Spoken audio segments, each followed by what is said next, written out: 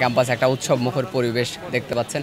আমরা আসলে দেখছি শিক্ষার্থীরা আমাদের যখনই আমরা লিফলেট নিয়ে আমরা ভোট চাইতে যাচ্ছি তারা কিন্তু আমাদেরকে সাদরে আসলে গ্রহণ করছেন। আসলে একটা উৎসব মুখর পরিবেশ কিন্তু আপনি দেখতে পাবেন। অন্যদিকে আমি যদি কিছু অসঙ্গতির কথা যদি উল্লেখ করি, আপনি দেখতে পাবেন কিছু নির্বাচনের যে প্রতিনিধিরা আছে, প্রার্থীরা, তারা কিন্তু আচরণবিধি লঙ্ঘন করছেন। ক্লাসরুমে গিয়ে কিন্তু ভোট চাইতে কিন্তু আমরা দেখেছি আমাদের ছাত্রদল মনোনীত জিএসকে, এবং এছাড়াও ক্যাম্পাসে দেখতে পাচ্ছি যে আচরণ বহির্ভূত যে প্রচারণার যে বিষয়টা, লিফলেট আমরা কিন্তু কিছু ব্যানার কিন্তু আমরা গাছে টাঙানো বা পোস্টার কিন্তু আমরা দেখতে পাচ্ছি দেয়ালে।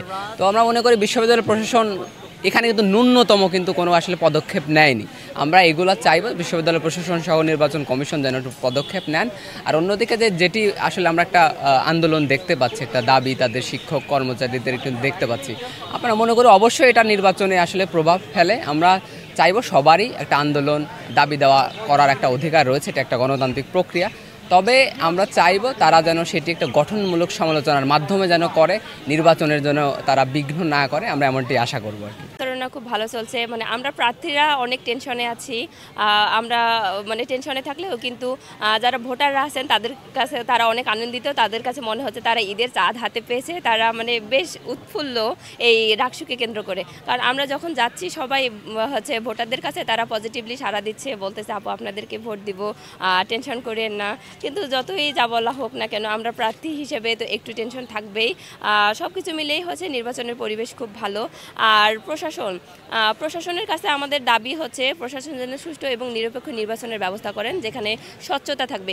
আমরা সবাই অবগত আছি যে ডাকসু এবং জাকসুকে কেন্দ্র করে বিভিন্ন ধরনের অভিযোগ উত্থাপিত হয়েছে।